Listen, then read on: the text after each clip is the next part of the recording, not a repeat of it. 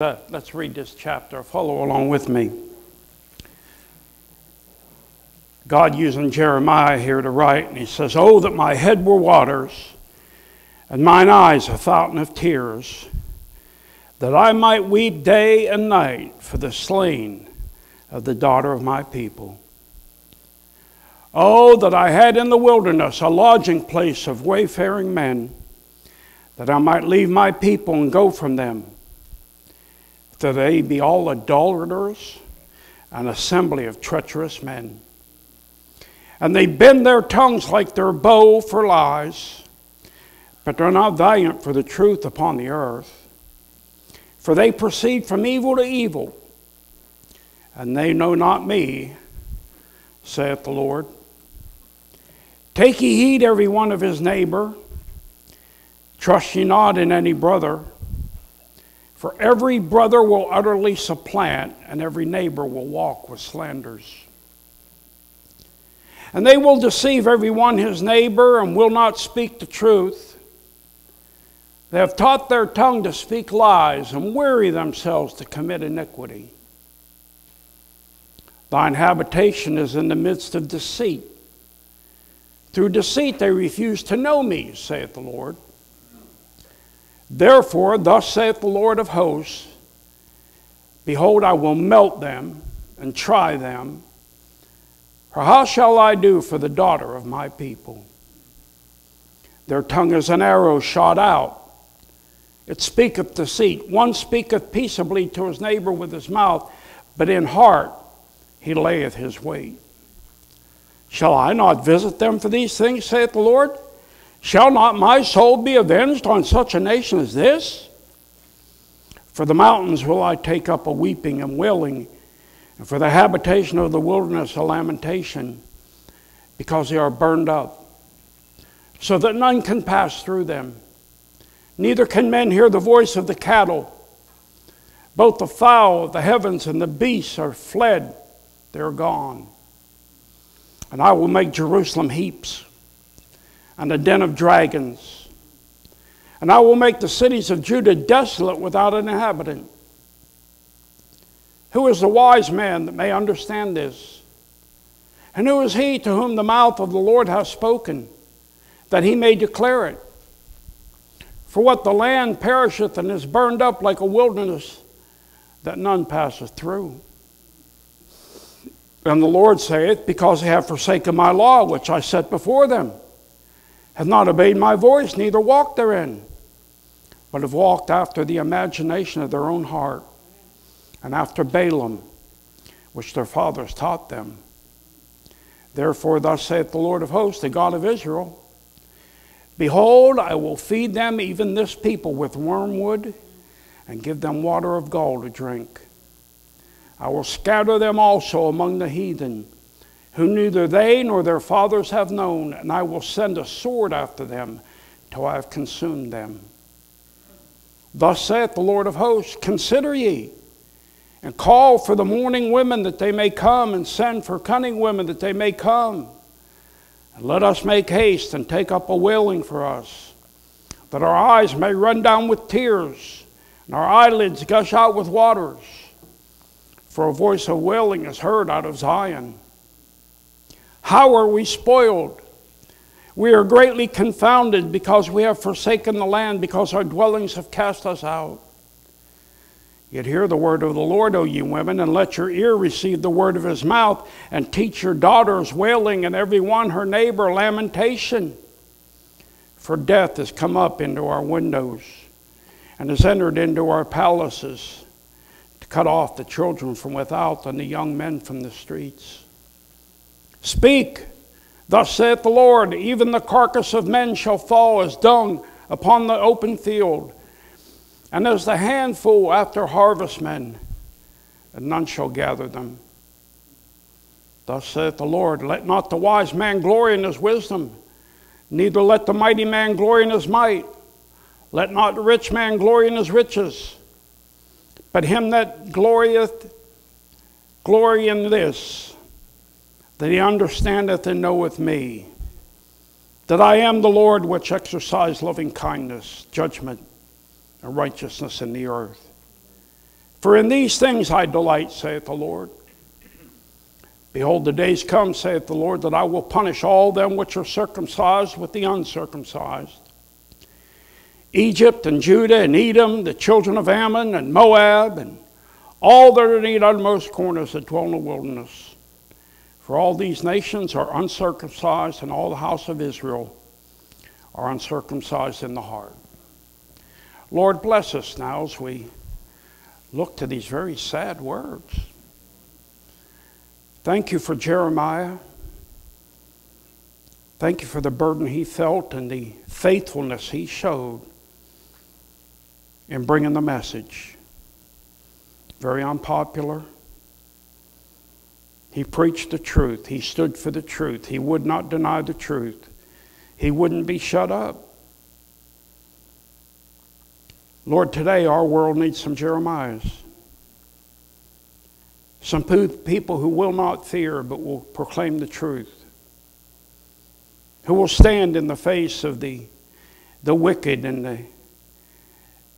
the naysayers and stand for what's right and what your word says is right. We're in a terrible day. And Lord, help us to be that kind of people. In Jesus' name we pray. Amen. Weeping and wisdom. We're going to look at this chapter, and the first thing we want to see is some tears over sin.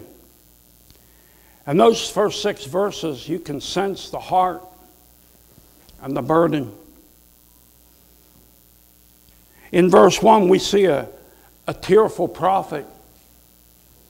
And he says there, "Oh, that my head were waters, mine eyes a fountain of tears, that I might weep day and night for the slain of the daughter of my people." I don't know if you can sense it. I kind of sense the heart of Jeremiah and the sadness, the brokenheartedness that he had. Actually, this began in chapter 8 and verse 18. Look back there for just a minute. Jeremiah says, "When I would comfort myself against sorrow, my heart is faint in me." He has a broken heart. He's called upon to preach God's message of judgment to a wicked people. And yet, as he preaches this message, it's with compassion and it's with a crushed heart. He's not rejoicing in what he has to say. He doesn't set himself above the people. He doesn't proclaim self-righteousness. He's claiming a burden. He demonstrated that we cannot properly preach God's judgment until our hearts are broken for those that are going to be judged. We need to see the world like he does, lost and on its way to hell. Sure, they're wicked. Sure, they go against everything God said. We ought to have a burden but by the grace of God, that's us. You didn't change you. He did. And we need to have that kind of burden on us, and Jeremiah had that.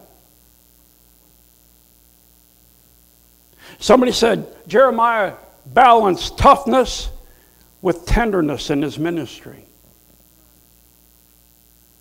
I read a book by Dr. Jack Howes years ago, Blue Denim and Lace. Well, that's a contrast, isn't it? And Jeremiah had a contrast here. Toughness, tenderness. Jeremiah loved his people. He's proclaiming a hard message, and he's telling them just like it is. But in his heart, he loved the people. He was one of them.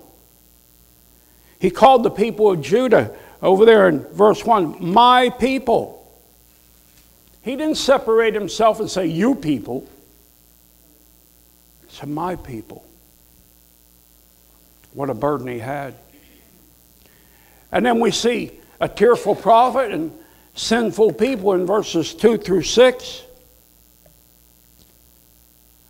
Jeremiah empathized with his countrymen, but he's forced to point out the heinous nature of their sins. He calls them adulterers, and by the way, when he says adulterers, he's not just speaking about humanly. They're spiritual adulterers. They've gone after other gods. You know, the first commandment is, thou shalt have no other God before me. And so they were adulterers, and they were morally unfaithful. He said they broke God's law. They were treacherous. They couldn't be trusted. The moral fabric of the whole nation had unraveled. Jeremiah saw this, and he says he wishes he could run away from these very people. But his compassion for them and his commitment to God wouldn't let him do it. You ever felt like just going away and keeping your mouth shut and let them die and go to hell? But see, our compassion and our commitment to the Lord won't let us do that. Well, they don't like me. Yeah, they don't like Jeremiah either. I made a lot of enemies because I tried to tell them about Jesus. Well, that's okay. You've tried to do the right thing. At least their blood won't be on your hands. Look what he says here in these verses. He said they had lying speech. In verses 3 through 5. Their tongues like their bow for lies. They're not valiant for the truth upon the earth. Boy, if that doesn't describe today's world. You can't trust anything anybody says. I learned about politicians how to tell when they're lying. It's when their lips are moving. But how many other people can you say you can really trust to tell you truth and to be honest with you? Maybe your family. Maybe.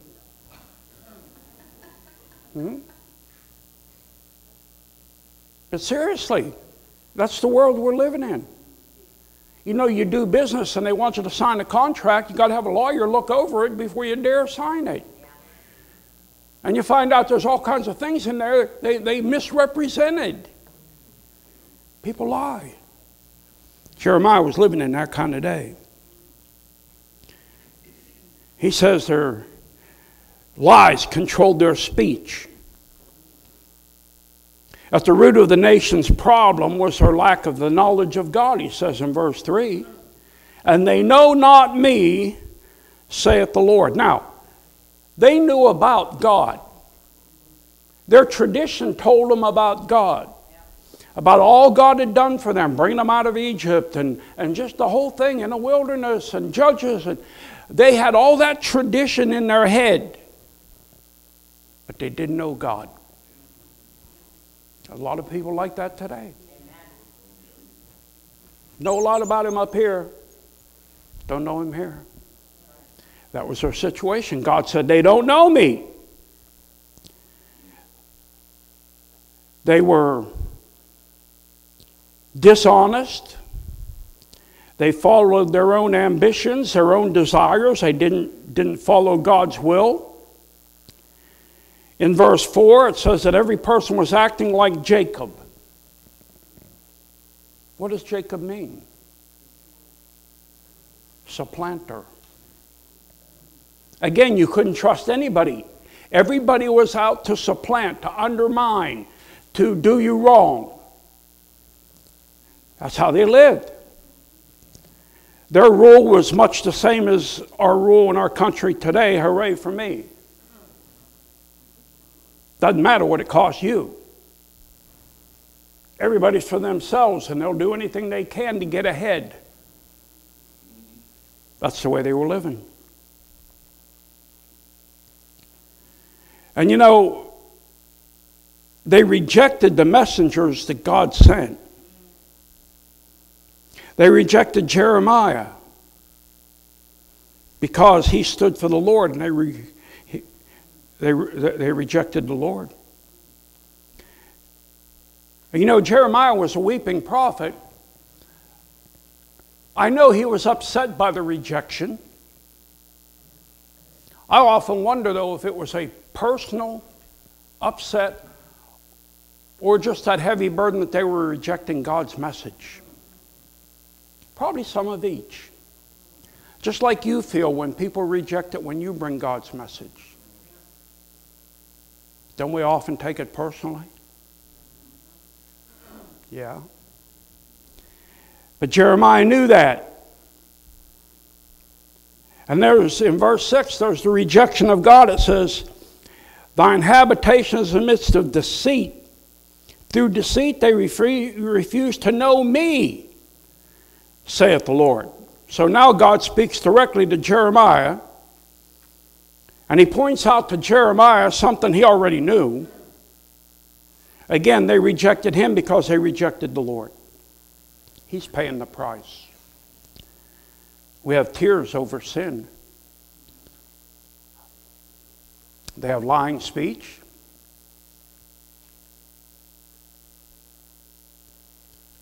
They have the rejection of God. Now we have the trail of the sinful.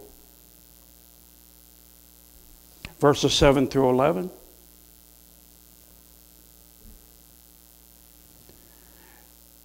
You know, God can't overlook sin. God is always going to judge sin. Somebody has to pay the price of sin. Sometimes people think you're going to get away with sin. It don't happen. I know so-and-so, and they did this and that, you know, and they died. They never paid for their sin. Well, they're paying for it now.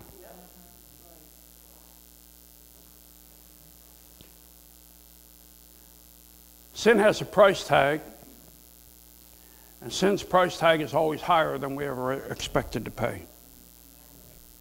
Just a fact. So, God couldn't overlook their sin, even though they're His chosen people. He had reached out to these people and established them and all He did for them. They ignored Him, turned their back on Him. Verse 7, it says, therefore thus saith the Lord of hosts, behold, I will melt them and try them, for how shall I do for the daughter of my people? They're stubborn. They're disobedient. So God says, I'm going to have to refine you through judgment. He says, I'll melt them. I'll try them. See, their rebellion against God was going to require a purifying heat from God as the price. How does God purify us? Through the heat, through the trial, through the tribulation. He puts the heat to us so that all the dross comes to the top. Well, Israel and Judah here are about to go through the heat. There's the refining fire that God's going to bring. Verse 7. And then there's the wickedness. Verses 8 and 9. God points out some direct things about their wickedness. He said they were deceitful in their speech. Their words were like deadly arrows, he said. Instead of building up their companions, they were lying in ambush, waiting to attack. They were untruthful, unjust, and unloving. You know, Proverbs says that if you lie to a person, you actually hate that person. That's something. And here they were lying to one another. And then in verse 9, there's a necessary judgment. Shall I not visit them for these things? Shall not my soul be avenged on such a nation as this? And then there's God's sorrow over the whole thing. God doesn't say all this with joy. Verse 11, I will make Jerusalem heaps, a den of dragons. I will make the cities of Judah desolate, without an inhabitant. It don't sound like God's real happy about that to me. It's not like God saying, I'm going to get even with you. No, God's brokenhearted too. And he says, this is what I'm going to have to do because you won't listen. You won't do right. Utter desolation. Cities were going to be destroyed. Well, then notice big point number 3, the trouble for the stubborn. Verses 12 through 16.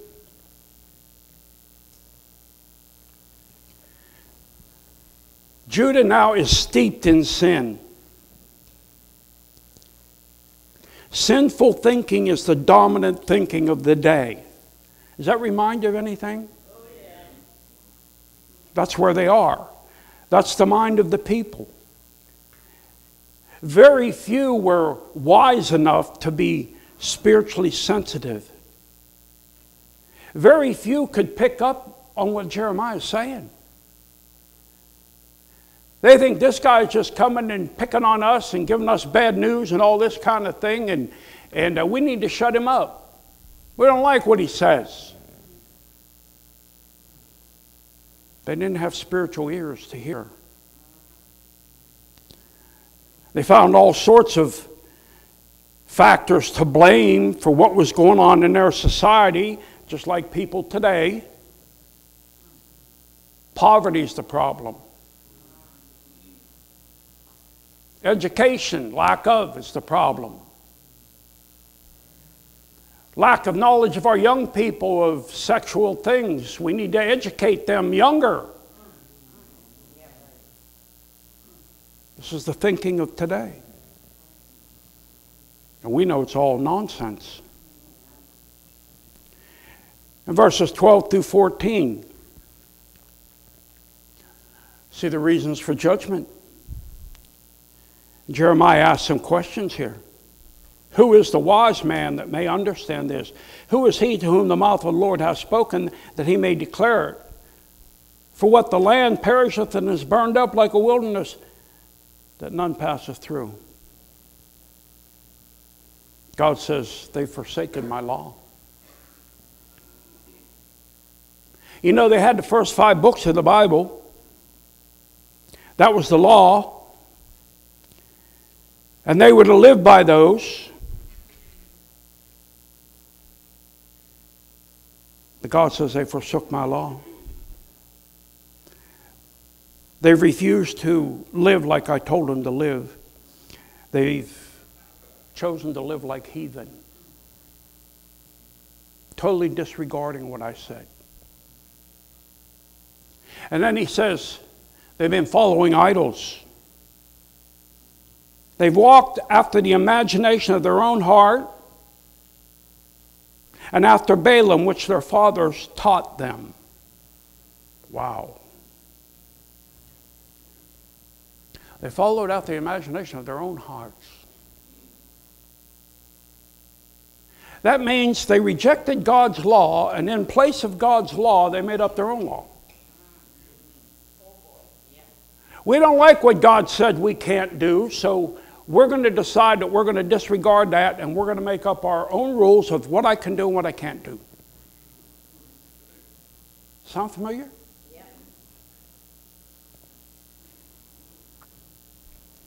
And God says about the coming of judgment, verse 15, therefore thus saith the Lord of hosts, the God of Israel, behold, I will feed them, even this people, with wormwood, and give them water of gall to drink. I will scatter them also among the heathen, whom neither they nor their fathers have known, and I will send a sword after them till I have consumed them.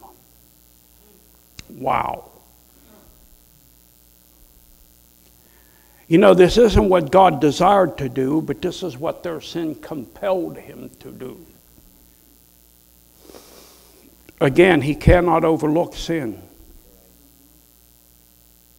He would force them now to taste the bitterness of judgment. Wormwood, the water of gall.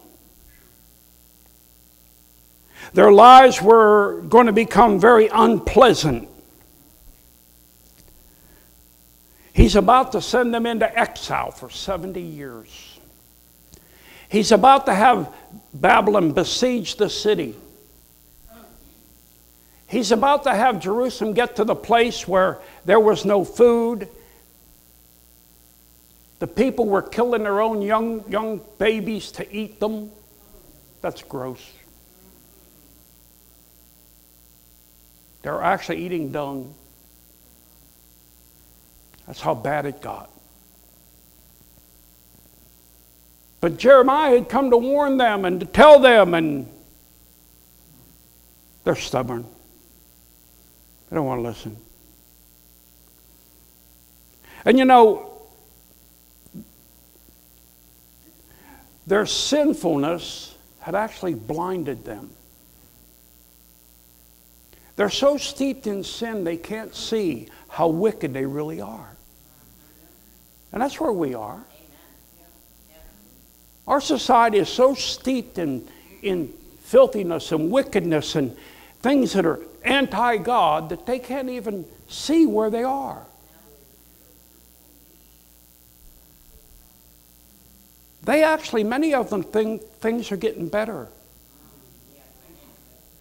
We're more free now. We have free sex, we have free, the homosexual can be free, the adulterer can be free, the criminal can be free. We don't have to live with guilt. They can't see righteousness. Why, that's old-fashioned.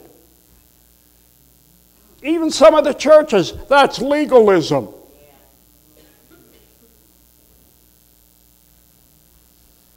Well,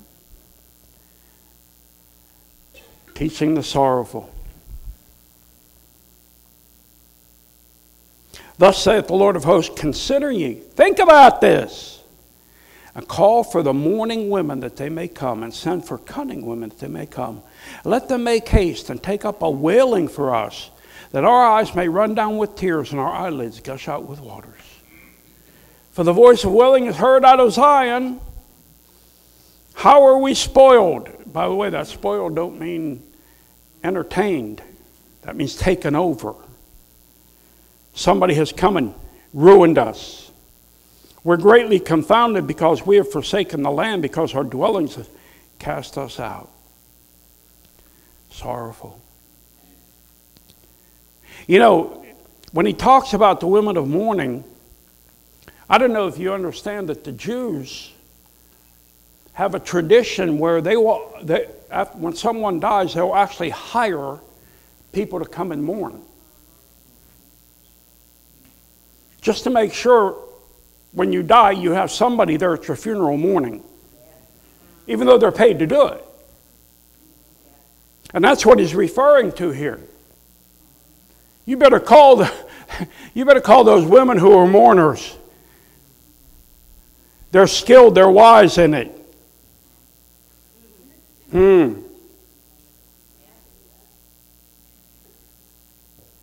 No one in Judah had wisdom to understand what God was doing. In Judah at that time, wisdom was wisdom in how to mourn. But wait a minute, things are still going good in Judah. Why, we're doing okay. Yeah, but the day's coming. You better have those mourners ready, because you're going to need them. Verse 19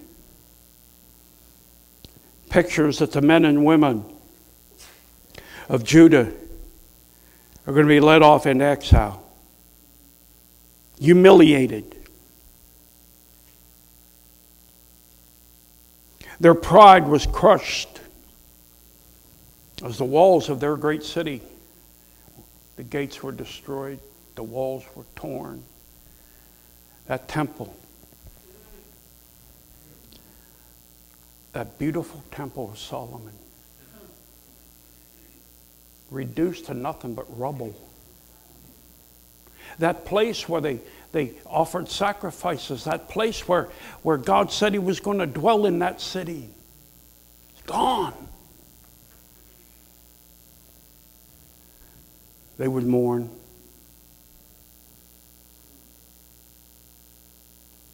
And it was appropriate, as Jeremiah was calling out, that their mourning should start now, because right now there was no hope of recovery. You know, God has, I think John R. Rice wrote it. So somebody wrote God's 4 deadlines. You know, God sometimes draws a line in the sand. And he says, this is it. When you step over that line, judgment comes. And they stepped over the line. You know, Proverbs 29:1, I've told you many times, is a verse that kind of haunts me. It says, he that being often reproved and hardeneth his neck. That means refuses to listen. Shall suddenly be destroyed, and that without remedy.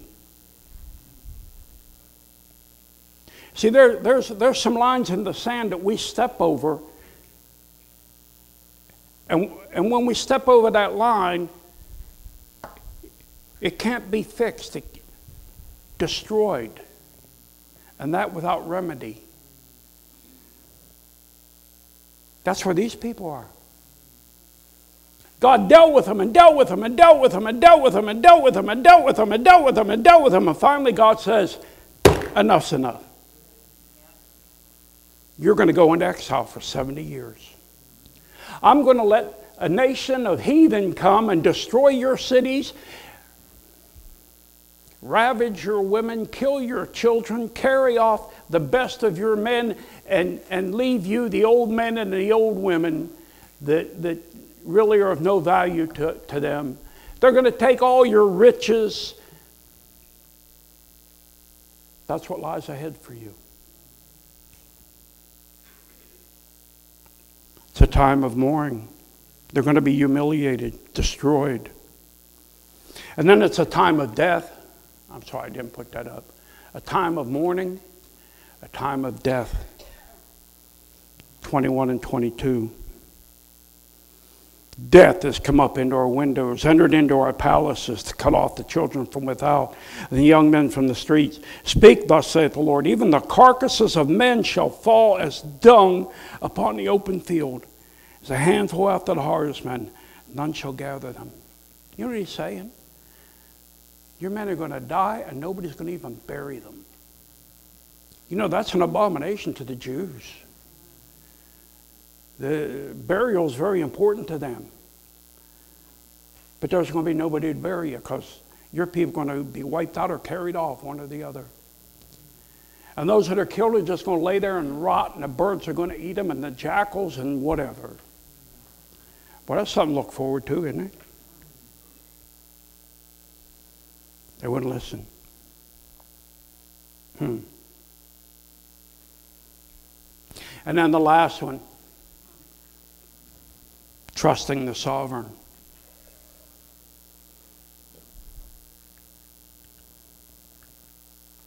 Life's goal. Thus saith the Lord, let not wise man glory in his wisdom, neither let the mighty man glory in his might. Let not the rich man glory in his riches, but let him that glorieth glory in this, that he understandeth and knoweth me. That I am the Lord which exercise loving kindness, judgment, and righteousness in the earth. For in these things I delight, saith the Lord. Listen, it's the same today. It's not how much money you have. It's not how famous you are. It's not how big a house you own or what kind of car you drive. It's not about designer clothes. It's not about having a bunch of jewelry or a big portfolio. No. Most important thing in this world is knowing him. Yeah. You know, I've seen on the computer the picture. It's got two graves there. You know, the holes are dug out, and it says the grave of the rich man, the grave of the poor man. They're identical. We're all leaving this world naked. We didn't bring anything in. We're not taking anything out. It's not about all those things. It's about knowing Him. And these people did not know Him. And then there's the justice for all. Behold, the days come, saith the Lord. I will punish all them which are circumcised, that's the Jews, with the uncircumcised, that's the heathen. You can also read that I'm going to judge everybody, circumcised and uncircumcised alike, Jew and heathen. And then he goes in verse 26 and says, Egypt and Judah and Edom and the children of Ammon and Moab, all that are in the uttermost corners, that dwell in the wilderness, for all these nations are uncircumcised. They don't know me. They're not my people.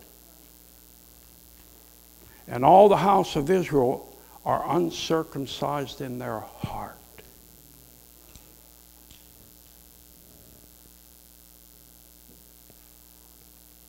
Jeremiah has to bring that message. God said, from the time before you were born, I called you to be my prophet. God said, I put my message in your mouth. God said, I want you to declare this.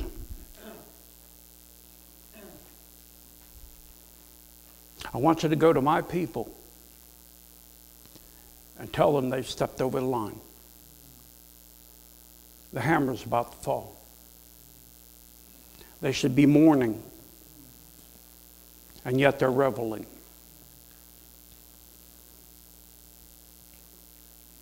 Jeremiah, wisdom, weeping. You know, as we read about Jeremiah, I often feel like a little bit like Jeremiah.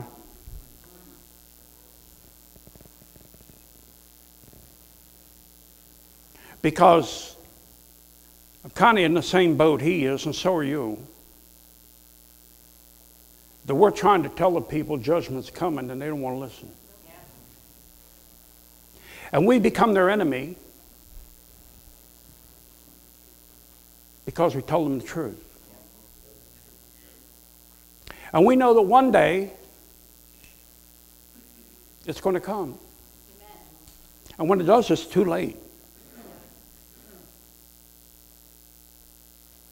And so we're going to see more about Jeremiah and all he had to endure. And it reminds us we got to endure it. And we got to keep on keeping on, doing what God told us to do, even though they won't listen. Because every once in a while we find one that will.